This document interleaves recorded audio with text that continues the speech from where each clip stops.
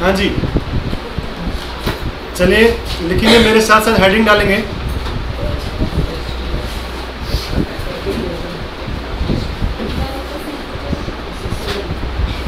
Assessment of firms, heading लिखेंगे assessment of firms.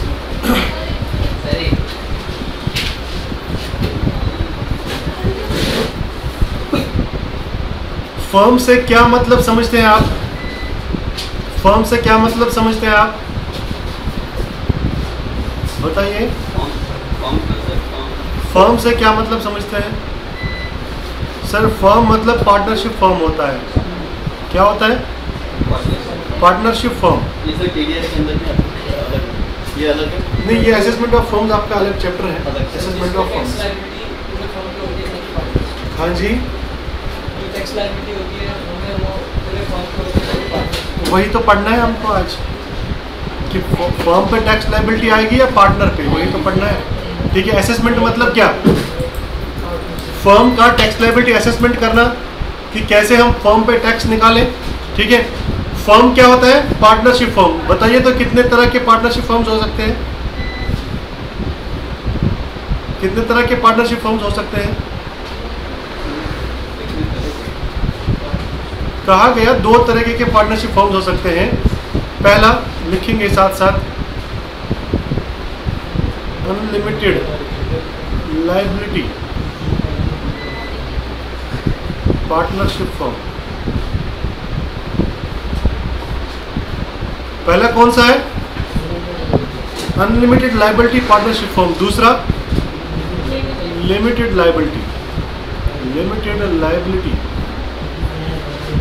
Partnership firm. ये unlimited liability और limited liability का क्या मतलब समझते हैं आप? पहले तो जरा वो समझे हम, इससे क्या मतलब समझते हैं लिमिटेड लायबिलिटी और अनलिमिटेड लायबिलिटी से? कोई बताएगा? बताएं तो जरा।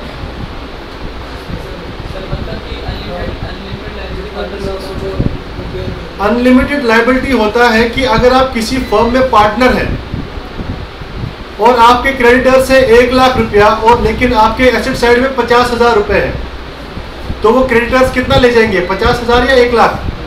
पहले तो 50,000 उस फर्म से ले जाएंगे, फिर आपका घर बेच के वो 50,000 वसूल कर लेंगे, उसके बाद वो 50,000 अपना 1 लाख पूरा कर लेंगे। That's called unlimited liability. भाई साहब, जितना आपके पास है पर्सनल एसेट्स, वो भी जा सकते हैं अगर अनलिमिटेड लायबिलिटी है तो लोग इससे डरने लगे। क्यों? क्योंकि भैया अगर क्रेडिटर ज़्यादा हो गए, वो तो घर बेचने पे आते हैं। ठीक है, लोगों ने क्या किया, उस टाइम पे लिमिटेड लायबिलिटी पार्टनरशिप फॉर्म नहीं था, ये कॉन्सेप्ट आया 2008 में। उससे पहले लोगों ने क्या करना स्टार्ट किया, लोगों ने प्राइवेट लिमिटेड कंपनी बनाना स्टार्ट कर लिया। क्या?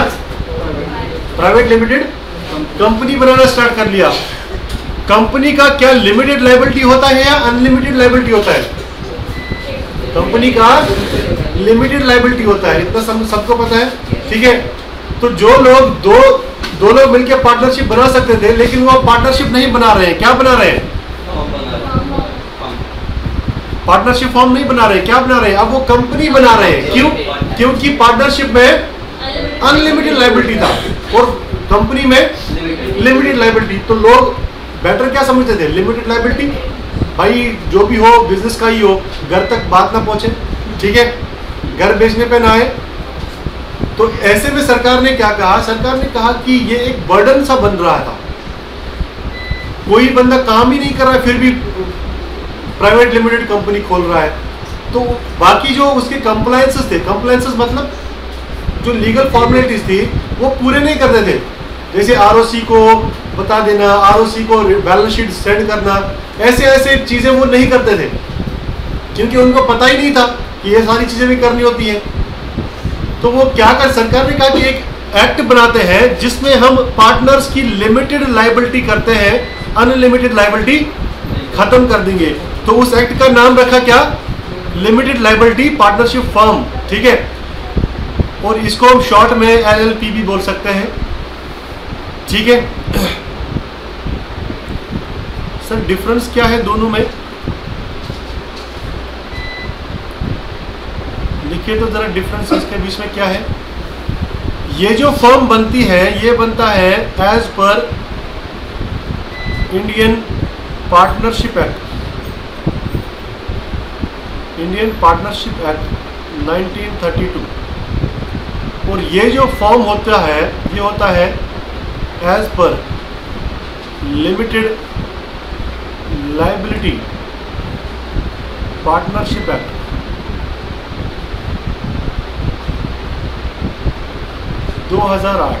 ये कब आया?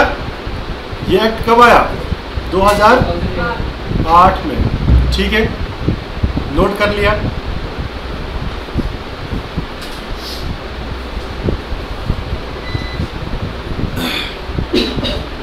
अब सर हमें ये देखना है कि फॉर्म पे टैक्स कैसा लगता है। Taxation of firm, taxation of firm. जैसे फॉरेन कंपनी होता है, क्या वैसे फॉरेन फर्म भी हो सकता है? यस सर, बिल्कुल हो सकता है। ठीक है, जैसे यहाँ पे एलएलपी हो सकता है, इंडियन एलएलपी, क्या फॉरेन एलएलपी हो सकता है? बिल्कुल हो सकता है। ठीक है, अब अगर कोई कंपनी बिजनेस कर रहा है उस पे हम इनकम टैक्स कैसे निकालते हैं? एज पर पीजीबीपी, जैसे हमने पीजीबीपी में पढ़ा है सेक्शन 28 से लेकर 44 AD तक। ये हमने देखा पीजीबीपी में सेक्शंस जहां पे हम बिजनेस की इनकम कैलकुलेट करते हैं। यस और नो? एक सेक्शन है इसमें 44 AD।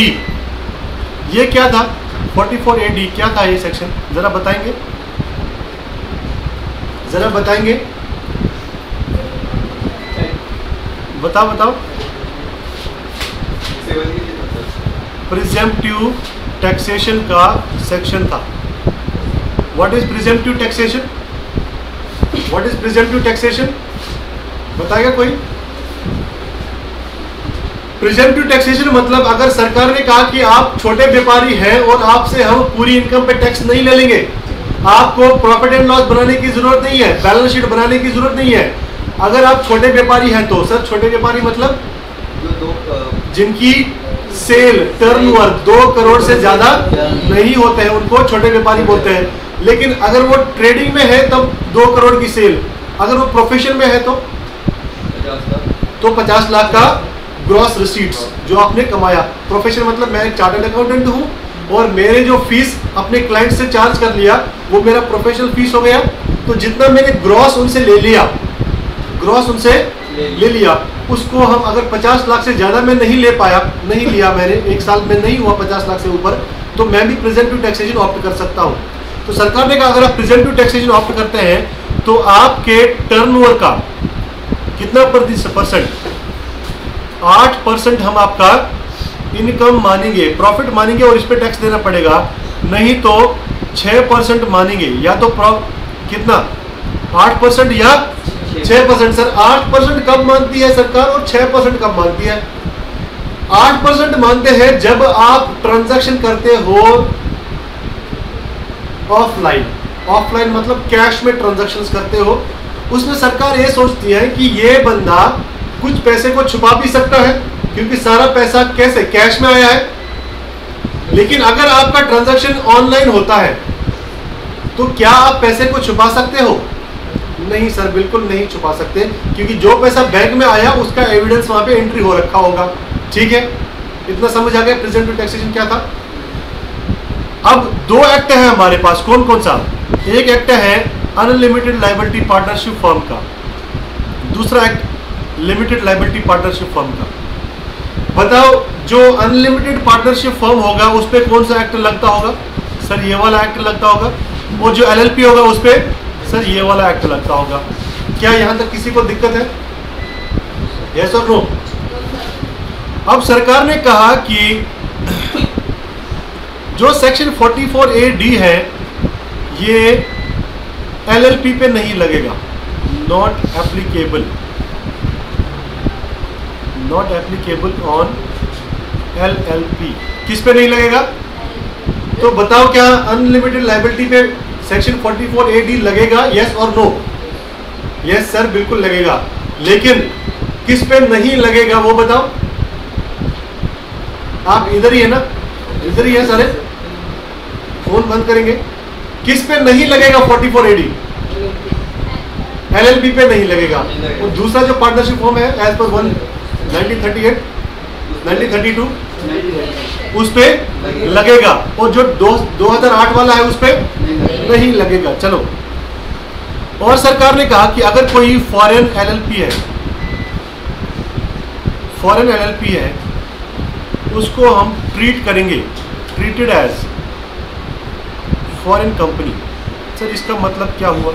फॉरेन LLP को हम फॉरेन कंपनी मानेंगे। बताओ, इंडियन कंपनी अगर है उस पर टैक्स कितने रेट से लगता है? 30%। फॉरेन कंपनी पे 40%। कितना? इंडियन कंपनी पे 30% लगता है, फॉरेन कंपनी पे 40% लगता है। तो बताओ, जो फॉरेन LLP होगा इस पे टैक्स रेट कितना आएगा? कितना? 40%। और जो बाकी फर्म्स हैं अदरवाइज, उन पे कितना टैक्स रेट है? फर्म पे कितना टैक्स है? फर्म पे टैक्स रेट कितना है? 30%। यहां तक किसी को कोई डाउट हो तो बता दो। टैक्सेशन ऑफ फर्म में हमने देखा कि सर हम टैक्स तो निकालते हैं कैसे? As per section 22 to 44A(D), लेकिन 44A(D) किस पे नहीं लगता है? LLP पे नहीं लगता। लेकिन सर अगर हमारी कोई फॉरेन LLP होता है, उसको हम ट्रीट करते हैं फॉरेन कंपनी। सर इसका मतलब क्या है? फॉरेन LLP पे टैक्स रेट कितने से निकालें? कितने रेट से टैक्स निकालें? 40%। अगर 1 लाख रुपए कमाए तो 40,000 देना पड़ेगा। लेकिन अगर इंडियन LLP है उस पे 30% ही लगेगा। समझ आया इतना? ठीक है। अच्छा सर, जरा आप हमें बताइए, ये चीज तो आप माहिर हो गए इसमें, heads of income. Heads of income हमारे पास कितने हैं? 5 हैं फॉर फर्म। बताइए कौन कौन से हेड हो सकते हैं फर्म के? बताओ, पहला बताओ। सैलरी हो सकता है, सैलरी हो सकता है। दूसरा हाउस प्रॉपर्टी हो सकता है। तीसरा PGBP हो सकता है। चौथा कैपिटल गेन हो सकता है। पांचवा अदर। ये हमारे 5 हेड्स हैं। क्या आपको लगता है कि फर्म ये 5 हेड से इनकम कमा सकती है? लगता है कमा सकते हैं? यस और नो? 5 हेड्स की बात करो, क्या इन 5 हेड्स से फर्म कमा सकती है? यस और नो?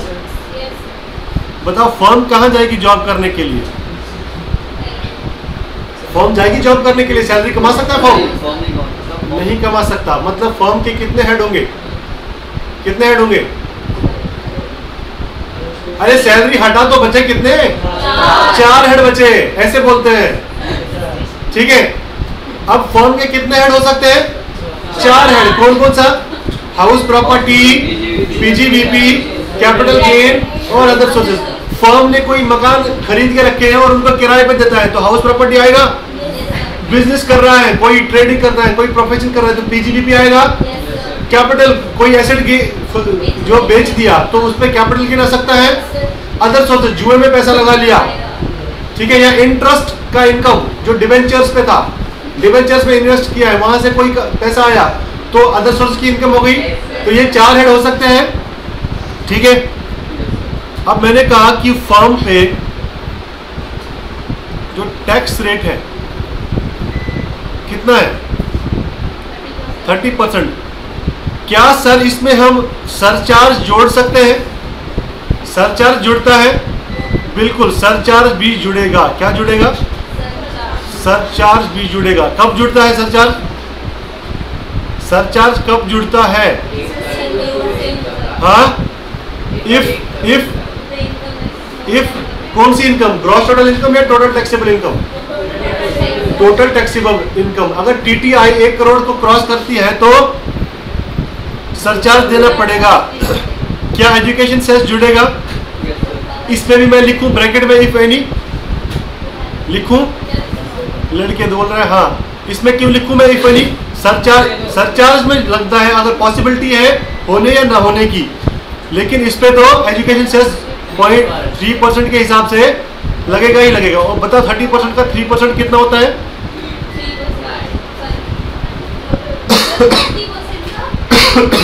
30% का 3% कितना हो गया? 30 का 3% 0.90। तो बताइए जरा इफेक्टिव टैक्स रेट मेरा कितना हो गया फर्म का? इफेक्टिव टैक्स रेट कितना हो गया? 30.90%। कैसे निकाला 30.90? सर 30% तो नॉर्मल है और उस पर 3% एजुकेशन सेस जोड़ दीजिए तो 90 बनता है 0.90। तो 30.90 हम इफेक्टिव टैक्स रेट मानते हैं। ठीक है, यहां तक किसी को दिक्कत है? नहीं सर। अच्छा, आप जब रिटर्न भरते हैं income tax return of income, जिसको हम इनकम टैक्स रिटर्न भी बोलते हैं, जब आप एक इंडिविजुअल का भरते हैं उस पे साइन कौन करता है? वहां पे लिखा होता है ना साइन, वेरिफिकेशन वाले कॉलम में। क्या दिक्कत है? क्या दिक्कत है? नहीं पढ़ना है तो बता दो, क्लास और कर देते हैं, ऐसा कोई ज़रूरी नहीं है। आप बहुत पढ़ चुके हैं, अच्छा लगा तो चुपचाप पढ़ लेंगे। ठीक है, बताओ जब आप ITR करते थे वहां पे एक वेरिफिकेशन वाला कॉलम होता था जहां पे लिखता था आई, फिर आपका नाम आता था, फिर फादर नेम डालना पड़ता था, प्लेस और डेट डालना पड़ता था। याद आया वो कॉलम? पार्ट B TI में उस पे आप किसका नाम लिखते थे? अपना। आप इंडिविजुअल थे तो अपना लिखेंगे। अब फर्म है तो फर्म में साइन कौन करेगा, सिग्नेचर कौन करेगा रिटर्न ऑफ इनकम पे? मतलब किसका नाम जाएगा उस पे? चलो फर्म का नाम लिख दिया, लेकिन सिग्नेचर कौन करेगा? फर्म तो नहीं आएगा सिग्नेचर करने के लिए। फर्म पे रिटर्न ऑफ इनकम पे साइन करेगा। Return of income is signed by managing partner. कौन करेगा? मैनेजिंग पार्टनर, या हम दूसरा इसको बोल सकते हैं डेजिग्नेटेड पार्टनर। डेजिग्नेटेड पार्टनर कौन होता है? मैनेजिंग पार्टनर क्या होता है? जो फर्म को मैनेज करता है। और designated partner signed by SIGNED। Designated partner तो वो एक तो रेसिडेंशियल होता है, मतलब ये थप्पड़ खाएगा थप्पड़। रेसिडेंट कहाँ बोला मैंने बोला डेजिग्नेटेड पार्टनर जिसको अपॉइंट किया गया है कि आप इस डेजिग्नेशन पे हैं। ठीक है, चलो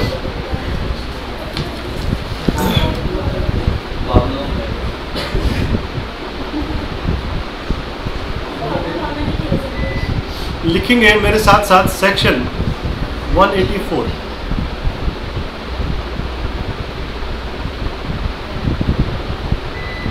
सामने लिखेंगे नॉट एप्लीकेबल ऑन LLP पे नहीं लगता है सेक्शन 184।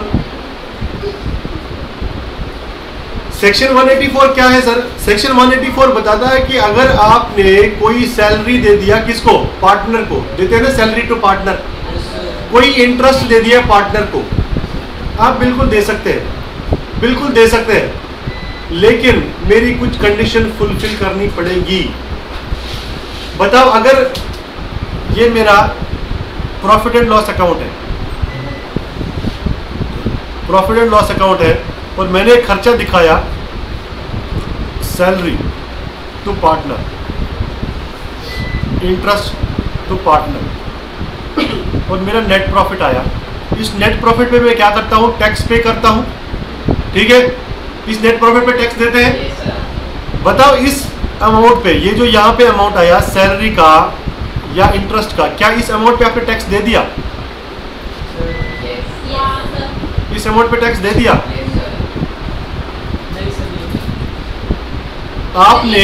आपने इनकम कमाया 2 लाख रुपया, सैलरी है 50,000 रुपए, इंटरेस्ट है 50,000 रुपए, नेट प्रॉफिट कितना? 1 लाख। तो आपने टैक्स कितने पे दे दिया? 1 लाख पे, क्या इस 1 लाख पे टैक्स दे दिया? 50 और 50 पे नहीं दिया ना। बताओ इसको टैक्स कहाँ लगेगा? In the hands of partners, और इस पे in the hands of firm. यहां तक किसी को कोई दिक्कत हो तो बता दे। नहीं, जब हम ITR 3 बनते थे, कौन सा ITR 3? पुराना वाला ITR 3, जो ITR 2 बन गया, वहां पे एक शेड्यूल होता था BP, business profession, name of the firm, interest, bonus, commission, remuneration received from the firm. वो ITR 3 या आज का जो ITR 2 है अब इस साल का, वो कौन बनता था, फर्म या पार्टनर? वो पार्टनर बनते थे। पार्टनर दिखाते थे कि मेरी इनकम फर्म से भी है और फर्म से मैंने इतना इतना कमाया, और अगर फर्म ने उस पर टैक्स नहीं दिया है तो मैं उस पर टैक्स देने के लिए रेडी हूं। लेकिन अगर फर्म ने उस पर टैक्स दे दिया हो तो क्या होगा? लड़की तू बात क्यों कर रही है? इससे क्या पूछेगी? इसे क्या पता है? मुझसे पूछो। ये अपनी गंदगी तुम्हारे दिमाग में डाल देगी। बताओ। हाँ, तो आप क्या समझाओगे? बताओ। हाँ, मुझसे पूछो, मैं हूं यहाँ पे बैठा हुआ। तो बताओ कि अगर फर्म ने पार्टनर्स पे जो इनकम दे दिया, पार्टनर्स को इनकम दे दिया, उस पे टैक्स नहीं दिया, तो वो टैक्सेबल कहाँ हो जाता है? In the hands of partners. लेकिन अगर फर्म ने ही टैक्स दे दिया हो तो क्या पार्टनर दोबारा टैक्स देंगे? नहीं सर, दोबारा टैक्स नहीं देंगे। ठीक है। तो हाँ जी, वो जो salary to partner, interest to partner. ठीक है। सेक्शन 184 बताता है कि आप दे दो, सैलरी दे दो, इंटरेस्ट दे दो, मुझे कोई दिक्कत नहीं है, लेकिन मेरी कुछ कंडीशंस पूरी कर लो। मैंने कहा भाई बता तेरी क्या कंडीशन है? उसने कहा लिखो, पहली कंडीशन मेरी, पहली कंडीशन पार्टनरशिप डीड होना चाहिए। मैंने कहा ये भी कोई कंडीशन है? जब पार्टनरशिप करेंगे तो पार्टनरशिप डीड तो बनाएंगे। उसने कहा दूसरी कंडीशन लिखो, आपका प्रॉफिट शेयरिंग रेशियो गिवन हो। मैंने कहा ये लो, हद है, profit sharing ratio.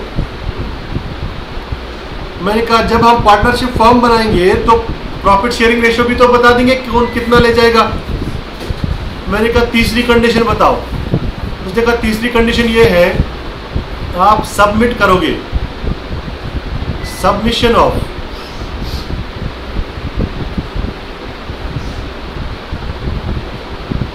Submission of certified copy of partnership deed. Partnership deed की सर्टिफाइड कॉपी आप सबमिट करोगे। ठीक है। बताओ ये जो सर्टिफाइड कॉपी होता है ये क्या होता है? सर्टिफाइड कॉपी क्या होता है भाई? हाँ, व्हाट इज सर्टिफाइड कॉपी? एक होता है ओरिजिनल, दूसरा होता है फोटोकॉपी। आप कौन सा वहां सेंड करोगे, ओरिजिनल या फोटोकॉपी? फोटोकॉपी। वो फोटोकॉपी को मानेंगे क्या? नहीं मानेंगे। तब तक नहीं मानेंगे जब तक आप उस पर अपना सील नहीं डालेंगे, स्टैंप जिसको बोलते हैं, और अपना सिग्नेचर नहीं करेंगे, तब तक वो सर्टिफाइड नहीं है। आप सर्टिफाइड कॉपियां बहुत जगह देते हैं। जैसे जब आप कॉलेज में एडमिशन करने के लिए जाते हैं तो आपसे किसी गेजेटेड ऑफिसर से बोलते हैं इससे कहीं अटेस्ट करा के लाओ। वो क्या होता है? सर्टिफाई कर देता है आपको। या आप कोई सिम कार्ड खरीदते हैं, वहां पे आप सिग्नेचर करते हैं कि ये आधार कार्ड हमारा है, ये वोटर आईडी कार्ड हमारा है। वो क्या होता है? Personal attestation. ठीक है, सेल्फ अटेस्टेशन जिसको बोलते हैं। ठीक है, उसको बोलते हैं सर्टिफाइड करना। तो certified copy of partnership deed आपको सबमिट करना है। सेक्शन 184 बताता है अगर आपने ये 3 कंडीशन पूरी कर ली तो आप अगर सैलरी दे रहे हो मुझे कोई दिक्कत नहीं है, आप अगर इंटरेस्ट दे रहे हो मुझे कोई दिक्कत नहीं है। लेकिन अगर आपने इन तीनों में से कोई एक कंडीशन फुलफिल नहीं किया तो जो खर्चे 40B में दिखाए गए हैं ना, जो खर्चे 40B में दिखाए गए हैं मैं उनको डिसअलाउ करूंगा, मैं उनको अलाउ नहीं करूंगा। मतलब क्या सर, ये 3 कंडीशन अगर पूरी हो गई तो ये टैक्सेबल होगा, taxable as firm, taxable as firm. मतलब जैसे फर्म का टैक्स लगता है, कैसा लगता है सर, ये ऐसे लगता है, सैलरी दे दिया पार्टनर, इंटरेस्ट दे दिया पार्टनर को, नेट प्रॉफिट बचा, इस नेट प्रॉफिट पे टैक्स दे दिया, ऐसे लगता है फर्म पे टैक्स। लेकिन अगर ये तीनों में से कोई एक कंडीशन छूट गई तो क्या करेगा, अदरवाइज लिखेंगे मेरे साथ साथ, otherwise section 40B deductions will not be allowed, will not be allowed। क्या कहा कि सेक्शन 40B की डिडक्शन अलाउ नहीं होंगी। सर ये सेक्शन 40B क्या है, जरा वो भी तो बता दो, सेक्शन 40B है क्या। कहा गया सेक्शन 40B है amount paid to partners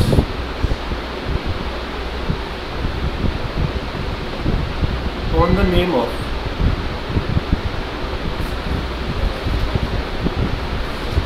salary, bonus,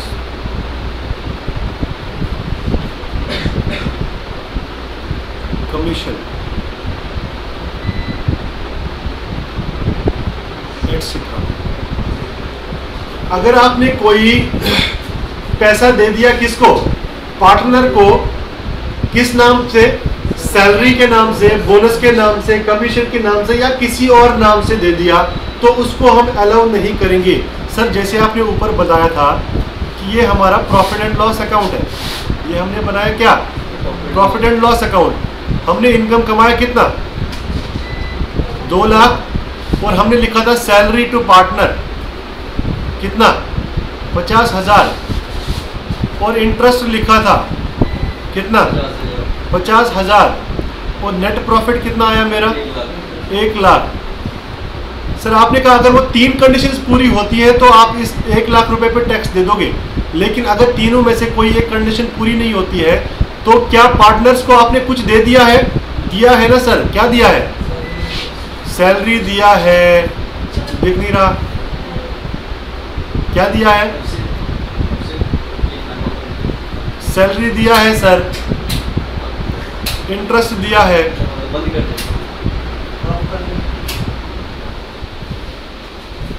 क्या हो रहा है इसमें, कुछ नहीं भाई, सैलरी दिया है, इंटरेस्ट दिया है, अब दिख रहा है, सैलरी दिया है, इंटरेस्ट दिया है। तो बताओ क्या इसको सेक्शन 40B की जो, क्या ये सेक्शन 40B के अमाउंट्स हैं, salary to partner, interest to partner, क्या सेक्शन 40B का है?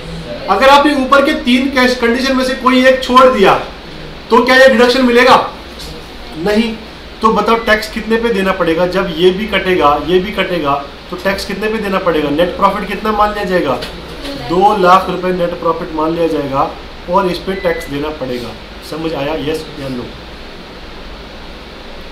यस या नो, इतना क्लियर हुआ, पक्का चल सकते हैं आगे, लिखेंगे मेरे साथ साथ।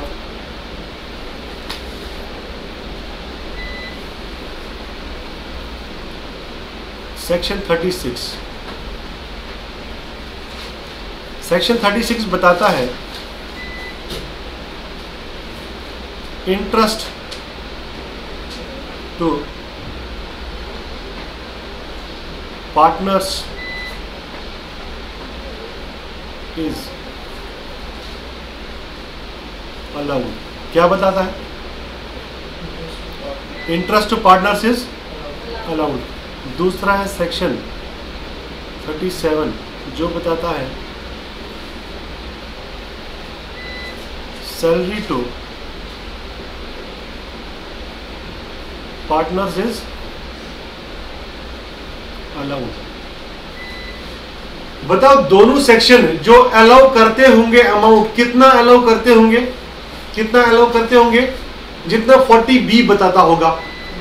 सेक्शन 36 बताता है कि इंटरेस्ट आप दे सकते हैं, अलाउड, सैलरी अलाउड, लेकिन भाई कितना दे सकते हो, कितना दे सकते हो, मैंने तो बोल दिया अलाउ है, लेकिन कुछ रिस्ट्रिक्शन तो होंगे ना। ऐसे तो क्या होगा, जैसे आपने प्रॉफिट एंड लॉस अकाउंट बनाया, आपने कहा मेरा प्रॉफिट कितना रहा है, अच्छा 1 लाख रुपए रहा है, चलो लिखो, डालो सैलरी में, सैलरी टू पार्टनर, क्योंकि सेक्शन 37 बताता है सैलरी दे सकते हैं, लेकिन इस पे कुछ रिस्ट्रिक्शंस लगा दी गई है कि बेटा आप पूरा का पूरा सैलरी इतना कुछ कितना भी नहीं ले सकते, कुछ रिस्ट्रिक्शंस है। तो वो रिस्ट्रिक्शंस बताता है सेक्शन 40B। कौन सा सेक्शन? Section 40B।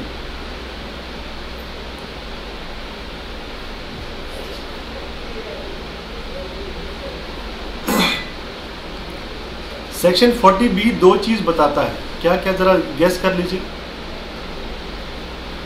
जरा गैस कर लीजिएगा, मुझे देखना है आप कितना गैस कर सकते हैं। अच्छा, क्या क्या बताता होगा सेक्शन 40B? एक बताता होगा सर इंटरेस्ट टू पार्टनर्स,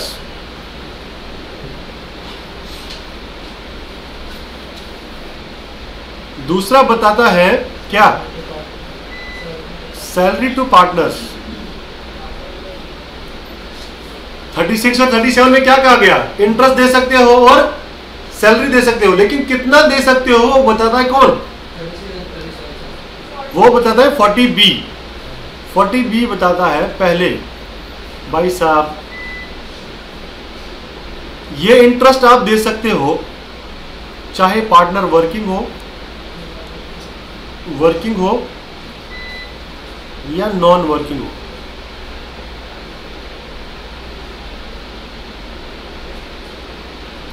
दोनों को दे सकते हो। दूसरा बताया कि ये इंटरेस्ट आप दे सकते हो अगर ये पार्टनरशिप डीड में लिखा गया है, authorised bye, partnership deed.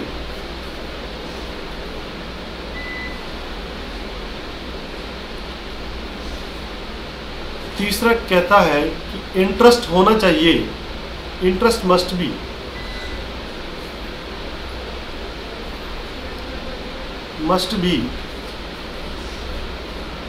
Of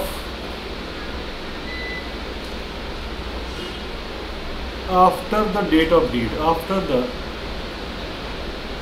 date of deed, after the date of deed.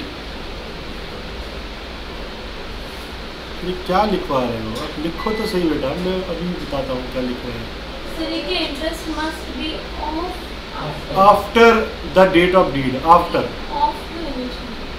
मैं बताऊंगा।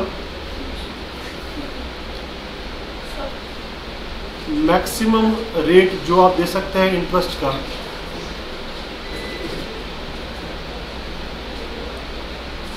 वो दे सकते हैं 12%। सर ये कौन सा 12% है, ये पर एनम है। कौन सा इंटरेस्ट है सर, सिंपल इंटरेस्ट।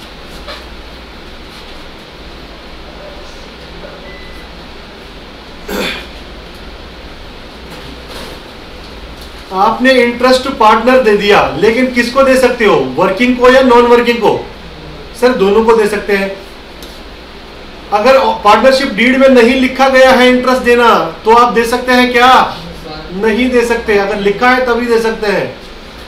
इंटरेस्ट कौन से पीरियड का, मैंने पार्टनरशिप बनाए हुए 6 महीने हो गए, लेकिन पार्टनरशिप डीड में आज बना रहा हूं, तो बताओ पिछले 6 महीने का इंटरेस्ट मैं दे सकता हूं? नहीं अलाउ होगा सर, उसको अलाउ नहीं करता सेक्शन 40B। और मैक्सिमम इंटरेस्ट में कितना दे सकता हूं, 12%, उससे ज्यादा नहीं। चलो अब आते हैं सैलरी टू पार्टनर पे। बताओ सैलरी टू पार्टनर किसको दिया जाएगा, वर्किंग को या नॉन वर्किंग को? Allowed only.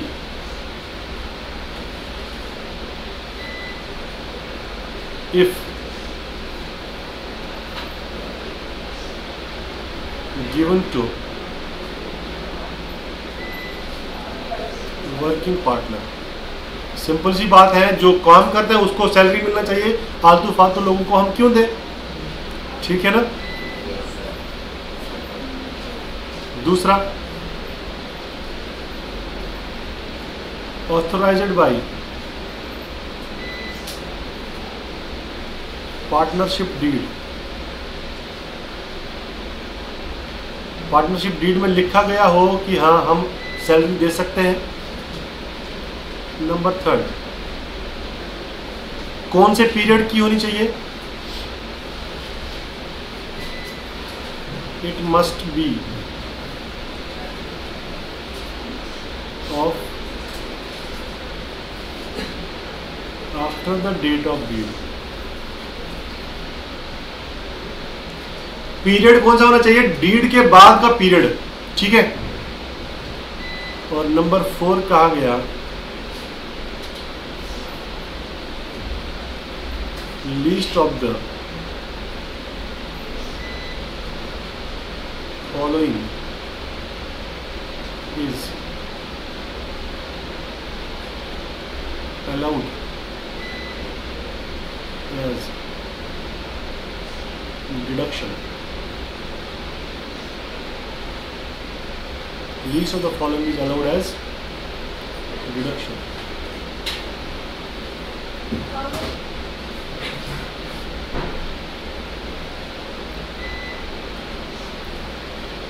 पहला,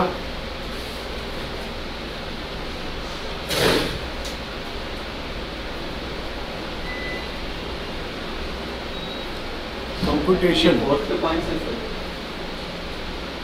फोर्थ का ए पॉइंट है, फोर्थ का ए पॉइंट लिखो, चलो इसको ए लिखो।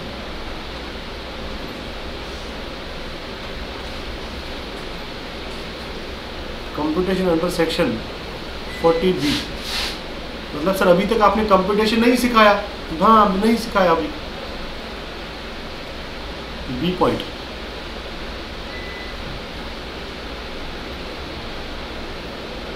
बी पॉइंट में लिखो और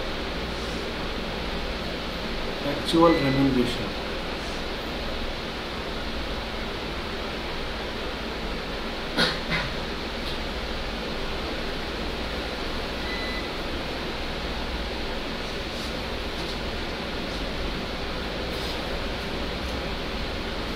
अब सर जरा 40B की कंप्यूटेशन भी सिखा दीजिए।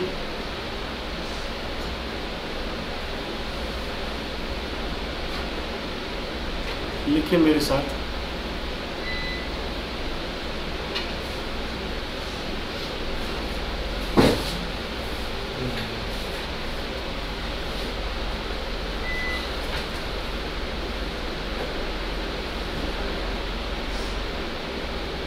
सीलिंग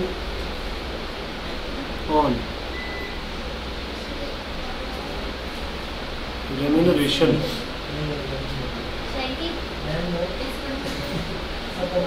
to partners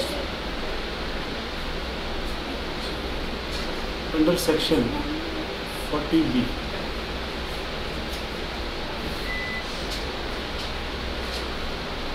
बी कहता है कि इससे ज्यादा आप रेम्यूनरेशन नहीं दे सकते पार्टनर्स को,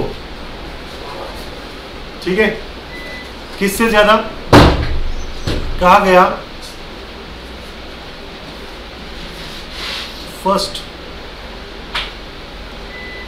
compute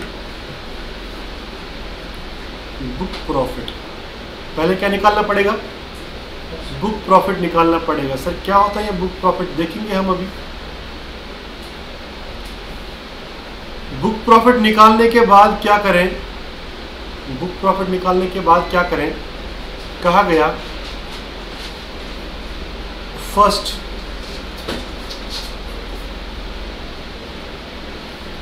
$3 lakhs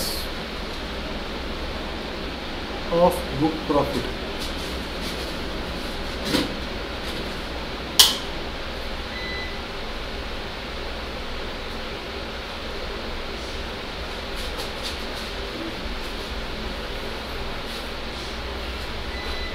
remuneration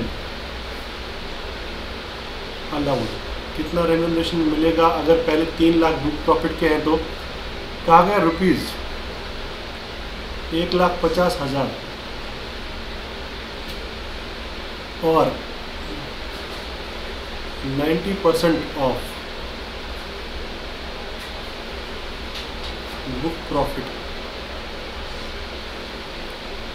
whichever is higher, whichever is higher। अगर आपने बुक प्रॉफिट निकाला और बुक प्रॉफिट निकला 1.5 लाख रुपए, कितना? पहले 3 लाख तक कितना देना है आपको? 1.5 लाख या 90% ऑफ बुक प्रॉफिट, दोनों में से जो हायर होगा। अब 1.5 लाख का 90% कितना है?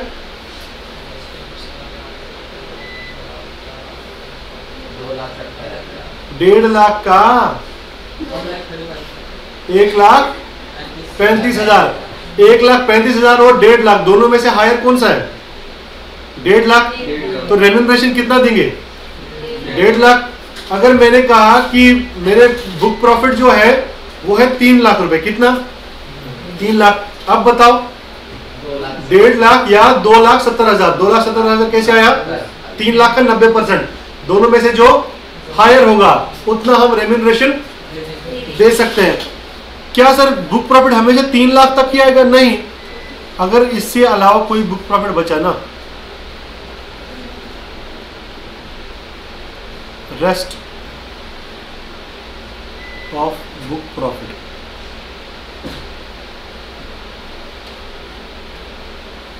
उस पर सरकार ने कहा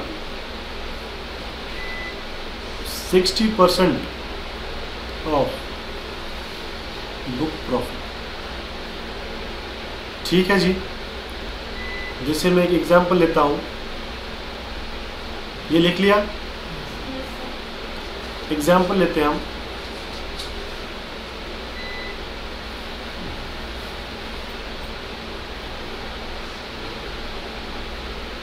बुक प्रॉफिट इज इक्वल 4,10,000। बताओ मैक्सिमम रेम्यूनरेशन कितना मैं दे सकता हूं?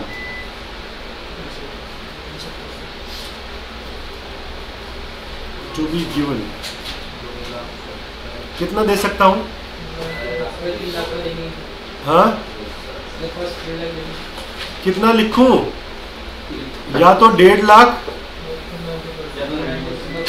और 3 लाख का 90%,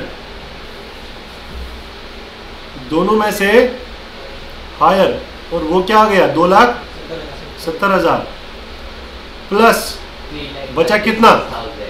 बचा कितना? 1,10,000। यस और नो?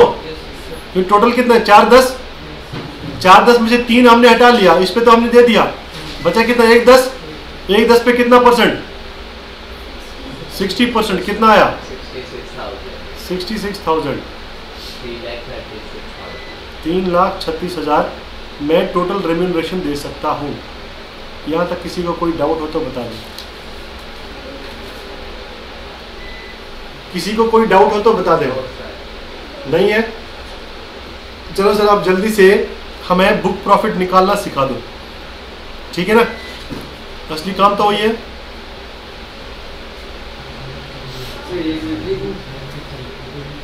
क्या निकालना है? Book profit.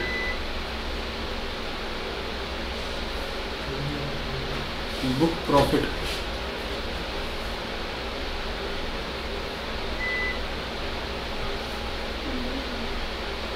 सर कैसे निकालें हम बुक प्रॉफिट, जरा वो भी तो बताइए। सबसे पहले लिखेंगे,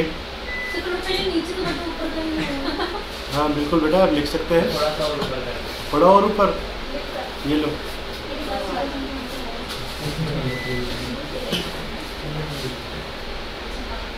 आप लिखेंगे प्रॉफिट एज पर पीजीबीपी, जो आप पीजीबीपी से प्रॉफिट निकालते हैं, प्लस इसमें जोड़ेंगे इंटरेस्ट टू पार्टनर्स,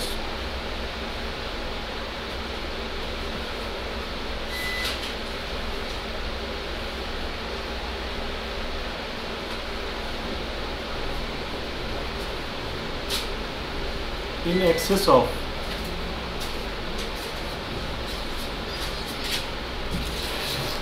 अरे जी कुछ खाने के लिए लेके नीचे से ये गए ना खाना हाँ सुबह से कुछ नहीं खाओ फिर आप कुछ काम करो टाइम ही नहीं मिल रहा जाएंगे नीचे थोड़ा काम कीजिए फ्री होके बता देंगे 4 बजे एक और क्लास है हाँ जी हाँ ये लिखो लिखो लिखो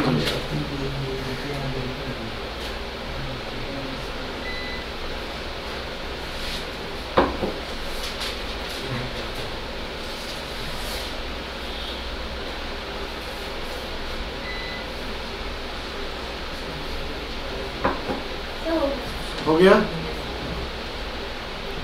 चलिए इन excess of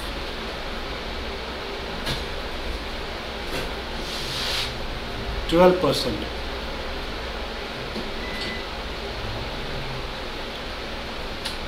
plus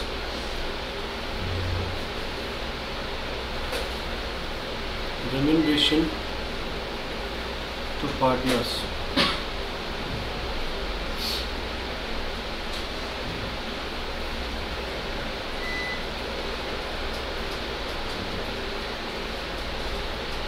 profit minus allowed remuneration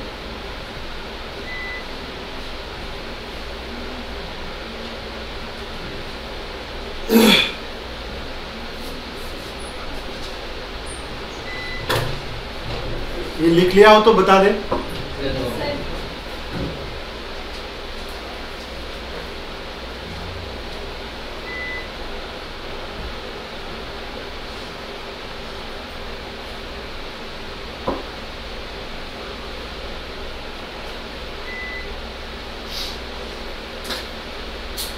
लिख लिया बुक प्रॉफिट कैसे निकालें सर सबसे पहले जो एज पर पीजीबीपी हम प्रॉफिट निकालते हैं उसको ले लेंगे उसमें क्या जोड़ेंगे इंटरेस्ट ऑन पार्टनर्स जो हमने पार्टनर को इंटरेस्ट दे दिया बताओ हम मैक्सिमम इंटरेस्ट कितना दे सकते हैं पार्टनर को 12% अलाउ है लेकिन अब मैंने कहा नहीं मैं 20% दे दूंगा सरकार ने कहा ठीक तो बुक प्रॉफिट में उसको जोड़ ले कितने को जोड़ ले 20% को या 12 से जो ज्यादा दिया है 12 से जो ज्यादा दिया है कितना परसेंट दिया है 8% तो यहाँ पे मैं 8% का अमाउंट लिखूंगा या यहाँ पे 20% का अमाउंट लिखूंगा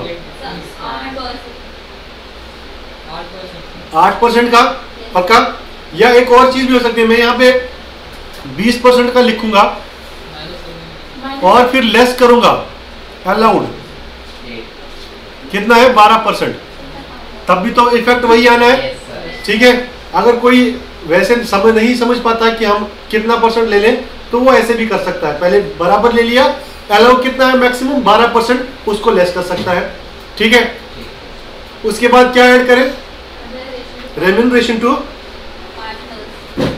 अगर आपने पार्टनर को कोई रेम्यूनरेशन दे दिया सैलरी वगैरह बोनस कमीशन उसको तो ऐड करना पड़ेगा क्यों जब ऐड करोगे तब तो एक्चुअल फिगर आएगा यस और नो एक्चुअल फिगर आने के बाद हम क्या करें हम अलाउड रेम्यूनरेशन निकालेंगे कि जो हमने अभी ऊपर देखा कि अलाउड रेम्यूनरेशन कैसे निकाले पहले 3 लाख पे 1.5 लाख या 90% ऑफ बुक प्रॉफिट उसके बाद रेस्ट पे 60% ठीक है यहां तक सबको समझ आया चलिए अब मैं कुछ वर्ड्स बोलने जा रहा हूं मे भी आपने कभी सुने हो या ना सुने हो पहला वर्ड जो मैं बोलने जा रहा हूं क्या है मैट क्या होता है मैट चटाई बिल्कुल सही मैट मतलब मिनिमम ऑल्टरनेट टैक्स क्या होता है मिनिमम ऑल्टरनेट टैक्स एक और भी वर्ड है जिसका नाम है AMT क्या होता है ये होता है alternative minimum tax. Sir difference क्या है? वो मिनिमम ऑल्टरनेट टैक्स है, ये ऑल्टरनेटिव मिनिमम टैक्स है। यस सर, और अल्टरनेट उसमें भी हाफ। ठीक है। कहा गया कि ये जो मैट है ना, मैट चटाई, ये कंपनियों में लगता है। कहाँ लगता है? कंपनी में। ठीक है। और ये जो AMT है, ऑल्टरनेट मिनिमम टैक्स, ये कहते हैं कि अदर देन कंपनी में लगता है। किस में लगता है? Other than company. ठीक है जी, यहां तक किसी को कोई दिक्कत है? नहीं। अदर देन कंपनी में जरा बताइए तो सही कि अदर देन कंपनी कौन कौन आता है? अदर देन कंपनी कौन कौन आता है, जरा बताइए तो सही। आज थोड़ा सा पिछला हम रिवाइज करते हैं। सर एक आता है इंडिविजुअल, याद आ रहा है? एक आता है HUF, एक आता है AOP, एक आता है BOI, एक आता है अदर। सर आपने फर्म नहीं लिखा। एक आता है फर्म। ठीक है। ऑल्टरनेट मिनिमम टैक्स क्या होता है और मिनिमम ऑल्टरनेटिव टैक्स क्या होता है? कहा गया कंपनियां क्या करती थी, एक आपने शेड्यूल पढ़ा होगा कि हम बैलेंस शीट बनाते हैं या प्रॉफिट एंड लॉस बनाते हैं एज पर कंपनीज एक्ट, बनाते हैं ना, as per schedule 3, as per schedule 6, सुना है नाम? बनाते हैं ना। एक हम बनाते हैं जब हम ITR सबमिट करते हैं, वहां पे बनाते हैं as per income tax act. Yes और नो? तो कंपनियां 2 बैलेंस शीट बनाते होंगे, 2 प्रॉफिट एंड लॉस अकाउंट बनाते होंगे। बताओ प्रॉफिट ज्यादा कहां पे दिखाते होंगे, as per income tax act में या एज पर कंपनीज एक्ट में? As per income tax. No sir, company tax को दिखाया। अगर वो as per income tax act profit ज्यादा दिखाएंगे तब तो ज्यादा टैक्स देना पड़ेगा। उसमें कोशिश क्या होगी? कम से कम प्रॉफिट दिखाया जाए। और जो income as per companies act है, वहां पे हमेशा ये होता है कि ज्यादा से ज्यादा प्रॉफिट दिखाया जाए। क्यों? क्योंकि इन्वेस्टर्स हमारी कंपनी में ज्यादा से ज्यादा शेयर होल्डिंग ले ले। ठीक है। तो वहां पे ज्यादा प्रॉफिट दिखाने का लॉजिक समझ आया? क्यों? क्योंकि ज्यादा इन्वेस्टमेंट होगा हमारी कंपनी में। यहां कम प्रॉफिट दिखाने का लॉजिक क्या था? टैक्स कम देना पड़ेगा। अब सरकार ने कहा देखो इनकम टैक्स एक्ट भी मैं ही हूं, कंपनीज एक्ट भी मैं ही हूं, मतलब मेरे से ही आप डबल गेम खेल रहे हो। बेटा जो दोनों में से हायर अमाउंट होगा ना, कम से कम उतना तो टैक्स देना पड़ेगा। यस और नो? आप दिखा रहे हो as per income tax act मेरा प्रॉफिट है 20,000 रुपए, आप दिखा रहे हो एज पर कंपनीज एक्ट मेरा प्रॉफिट है 2 लाख रुपए। डिफरेंस तो बहुत है ना। तो कम से कम 2 लाख पे तो टैक्स दो जो तुम्हारा as per income tax act आया है, बाकी जो छूट है वो ले लो। यस और नो? तो सरकार ने कहा कि आप क्या दोगे? Minimum alternative tax. अब कुछ लोग भी यही करते थे, उनका भी यही सीन था कि हम इनकम टैक्स में कम दिखाए, लेकिन अगर हम बात करें अपने बिजनेस की तो वहां पे ज्यादा दिखाए। तो सरकार ने उनके लिए भी एक निकाला, क्या? AMT। भाई साहब ऑल्टरनेटिव मिनिमम टैक्स देना पड़ेगा। ठीक है। क्या सर सबको ऑल्टरनेटिव मिनिमम टैक्स देना पड़ता है? हाँ जी, सबको देना पड़ता है, लेकिन इनके लिए सरकार ने कहा if adjusted total income, if adjusted total income is equal to rupees 20 lakhs, 20 lakh या उससे ज्यादा अगर आपका एडजस्टेड टोटल इनकम है तब आपको AMT देना पड़ेगा। सर अगर नहीं है तो नहीं देना पड़ेगा। फर्म के लिए कहा गया आपका 20 लाख का अमाउंट नहीं है, AMT विल बी एप्लीकेबल, आपको AMT देना ही देना पड़ेगा। समझ आ गया मैंने इसको अलग क्यों रखा? यस और नो? समझ आ गया? अब सर एक चीज समझ नहीं आ रहा, एक चीज फिर से समझ नहीं आ रहा, फिर से हम कहाँ फंस गए? एडजस्टेड टोटल इनकम में फिर से फंस गए। ठीक है, तो सर हमें जरा बताइए कि एडजस्टेड टोटल इनकम कैसे निकालें हम?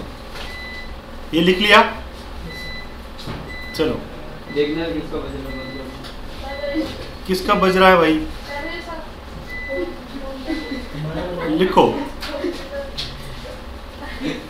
Calculation of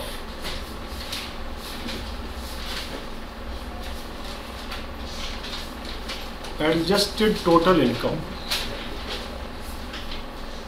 calculation of adjusted total income.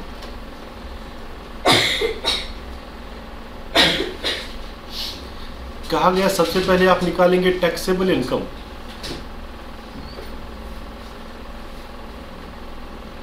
As per income tax act 1961 ये आपने निकाला, लेकिन ये होना चाहिए असेस्ड बाय एओ। एओ क्या होता है? एओ क्या होता है? Assessing officer. ठीक है,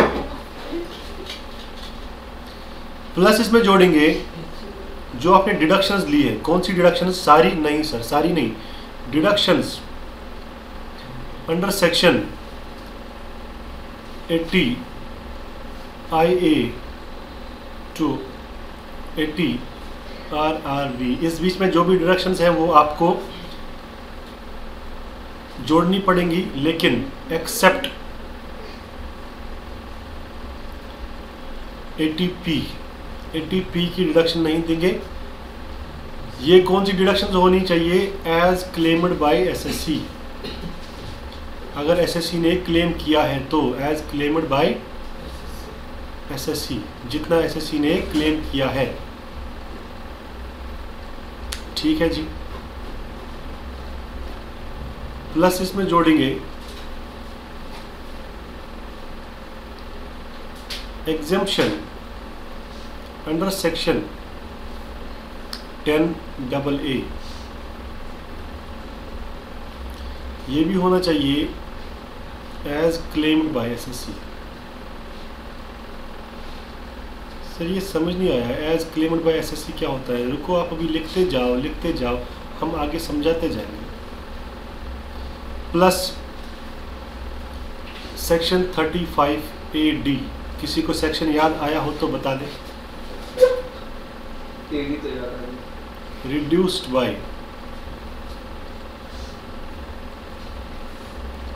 डेप्रिसिएशन अंडर सेक्शन 32। किसी को सेक्शन 35AD याद आया हो तो बता दें। Adjusted total income,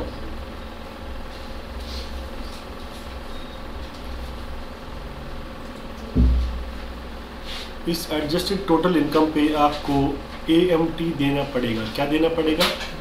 AMT eight the rate 18.5%, और इस AMT में जुड़ेगा education cess at the rate 3%। ठीक है जी, यहाँ तक लिख लिया।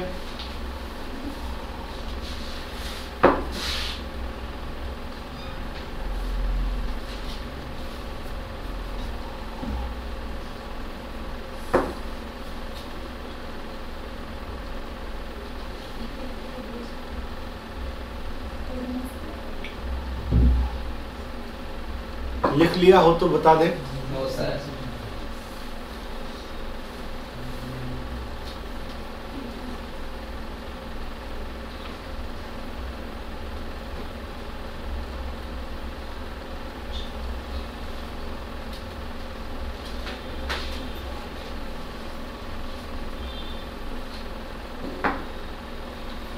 हो गया?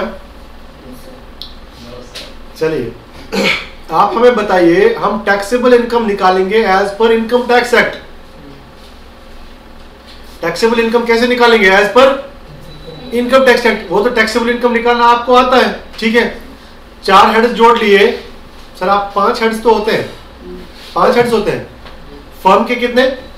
4 ही होते हैं, ठीक है। 4 हेड्स जोड़ लिए, वहां से जो इनकम आया उसको ग्रॉस टोटल इनकम बोलते हैं। उसमें से माइनस क्या किया? डिडक्शन अंडर सेक्शन 80C से लेकर 80U तक, ठीक है। उसके बाद क्या है? Total taxable income. आपने टैक्सेबल इनकम निकाला as per income tax act. उसमें क्या जोड़ना है? कुछ डिडक्शंस जो आपने ली है, जो आपने क्लेम किया है। अब जैसे कोई, सर ये क्या लिखा है? As claimed by SSC. As claimed by SSC मैंने लिखा है। अगर आपने कहा कि मैंने डिडक्शन लेनी है 1 लाख रुपए की, या 80C की बात करते हैं, बताओ 80C में मैक्सिमम डिडक्शन कितना मिलता है? 1.5 लाख। आपने कहा मैं 2 लाख रुपए की डिडक्शन लेना चाहता हूं 80C में। सरकार ने कहा बेटा 2 लाख नहीं मिलेगा, कितना मिलेगा? 1.5 लाख मिलेगा। बताओ आपने क्लेम कितना किया? हाँ, 2 लाख। ये आपका क्लेम है। मिला कितना वो अलग बात है। जब यहां पे आप लिखेंगे तो कौन सा वाला लिखेंगे? 2 लाख या 1.5 लाख? सर वो अमाउंट लिखेंगे जो टैक्स करेंगे, मतलब 1.5 लाख। मैंने क्या लिखा है? As claimed by SSC. As claimed by SSC, claim word. तो हमने क्लेम कितना किया है? 2 लाख। तो हम यहाँ पे लिखेंगे 2 लाख, ना कि 1.5 लाख जो हमें मिला गया, ठीक है। जो मिला वो नहीं लिखना, जो क्लेम किया वो लिखना है। समझ आ गया? यस और नो? ऐसे ही है एग्जेम्पशन अंडर सेक्शन 10AA। अगर इसमें कोई एग्जेम्पशन है तो वो भी हम ऐसे ही लिखना पड़ेगा, ठीक है। जरा बताइए तो सही, सेक्शन 35AD क्या होता है? क्या होता है सेक्शन 35AD? एक मैंने बताया था आपको पीजीबीपी में, वेटेड डेप्रिसिएशन। वेटेड डेप्रिसिएशन लगता है साइंटिफिक रिसर्च एसेट्स पे। साइंटिफिक रिसर्च एसेट्स पे क्या लगता है? Weighted depreciation. कितना परसेंट से लगता है? या तो लगेगा 125% से, या लगेगा 175% से, या लगेगा 200% से। सर क्या ऐसा भी था कभी? याद नहीं आ रहा हमको। हम पीजीबीपी कितनी बार पढ़ चुके, लेकिन अभी भी ये याद नहीं रहता कि वेटेड डेप्रिसिएशन भी था। डेप्रिसिएशन क्या होता है? सिंपल सी बात है। डेप्रिसिएशन मींस कि जितने का आपने एसेट खरीदा उतने का मुआवजा आप ले लो। मुआवजा मतलब बेनिफिट उठा लो, ठीक है। आपने एसेट खरीदा 1 लाख रुपए का, तो बेनिफिट कितने का उठा पाओगे? 2 लाख का? 1 लाख का ही उठा पाएंगे ना? यस और नो?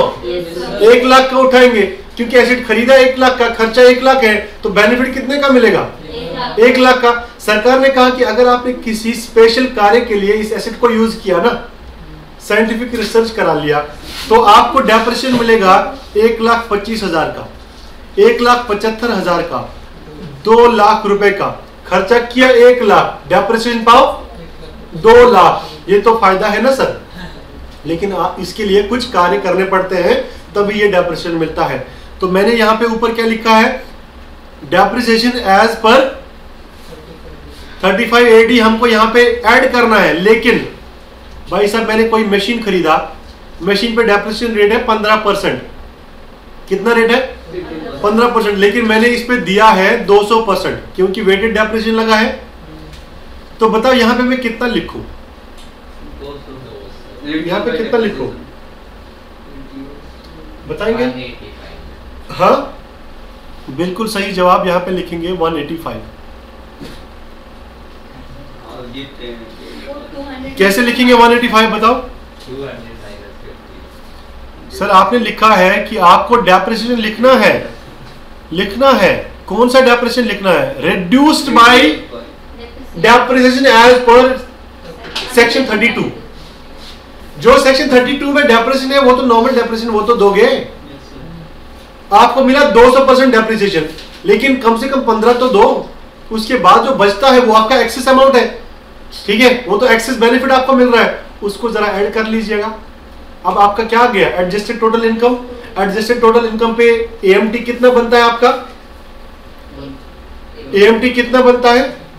18.5%। जरा 18.5 का 3% निकाल लीजिए,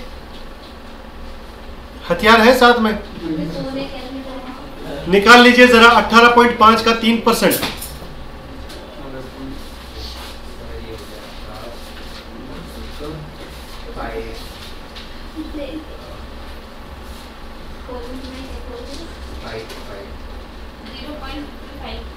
हाँ जी,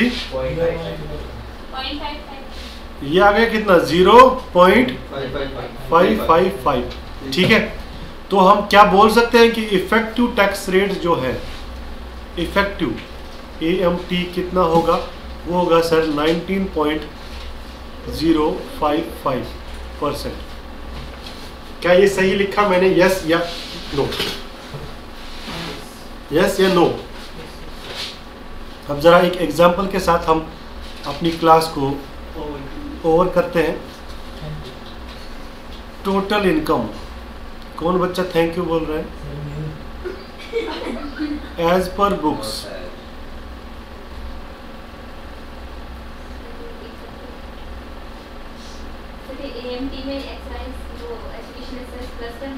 हाँ जी बेटा, 40 lakhs। Total income as per return of income is 30 lakhs। Total income as per, या हम लिखेंगे assessed by AO, So effective AMT, 34 lakhs। हाँ जी, क्या बता रहे हैं?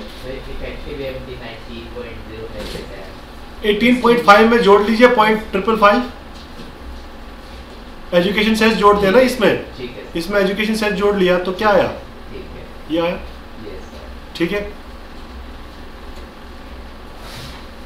चलें डिडक्शन।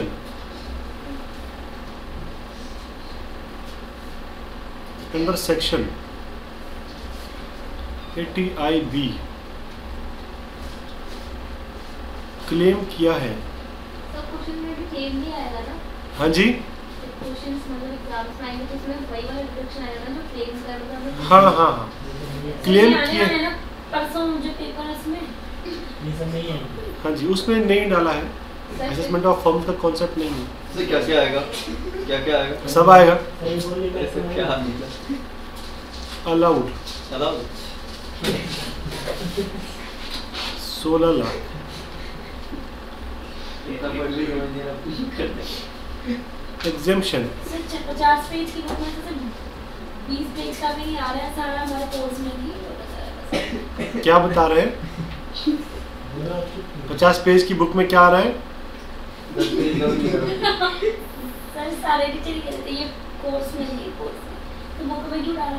पन्ने बनाने के लिए। हाँ, पन्ने बढ़ाने के लिए। तो वो बाहर दिखा भी नहीं सकते उनको। क्या नहीं हो रखा वो बताओ। छांट के लिए क्या पता है? टैक्स का बताओ क्या नहीं हो रखा है, बताइए। एडजस्टेड टोटल इनकम कितना है? तो मैं नहीं आऊंगी ना सर की, तो नहीं छुट्टी है हमारी भी छुट्टी नहीं हुई है। कल मैं द्वारका में होता हूँ। छुट्टी है, परसों मिल लेंगे। अरे व्हाट्सएप कर। ऐसे संडे एडजस्टेड टोटल इनकम आप निकालेंगे फटाफट से।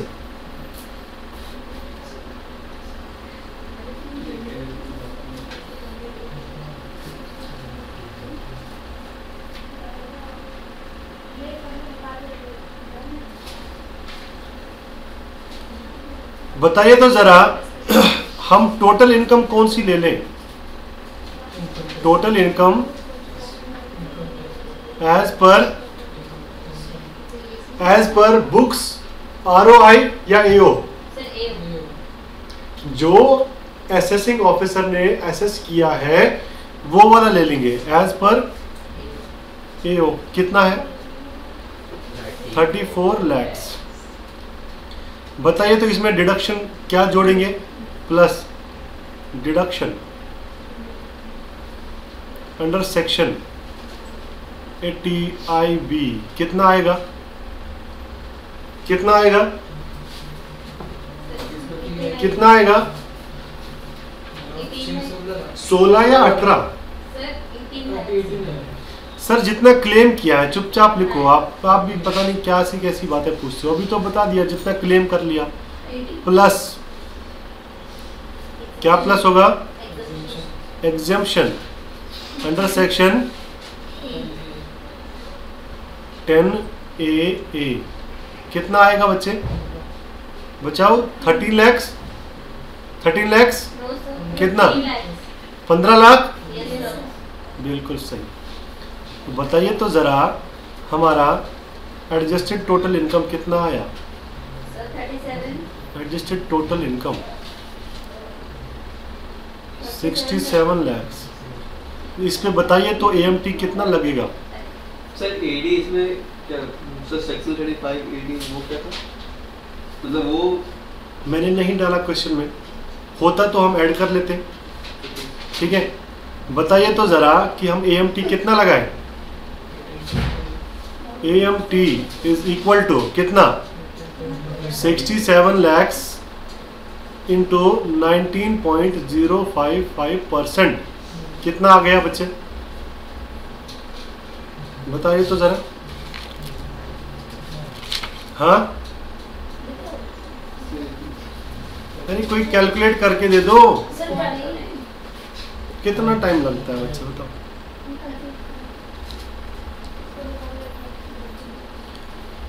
आज ही आंसर आना है, आएगा ना? पक्का? चलो बताओ कितना आया? ये देखो नालायक, एक से एक नालायक बने।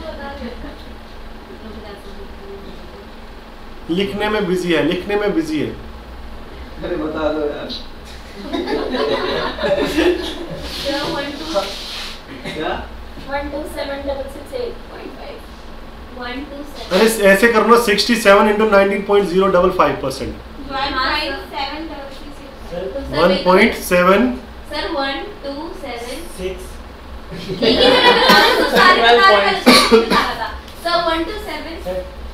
12.7 है, 12.7। सर पॉइंट नहीं है सर।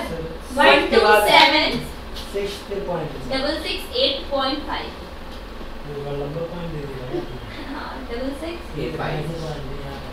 ये है हमारा AMT। सर आपने पॉइंट क्यों लिखा?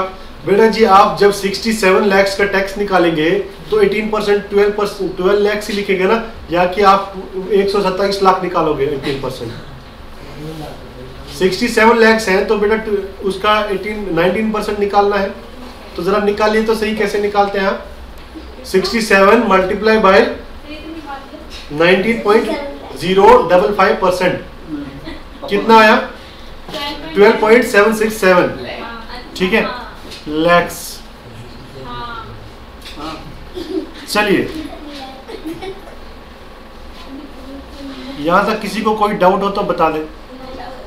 चलो हम मिलते हैं नेक्स्ट क्लास में। Till then take care and God bless you.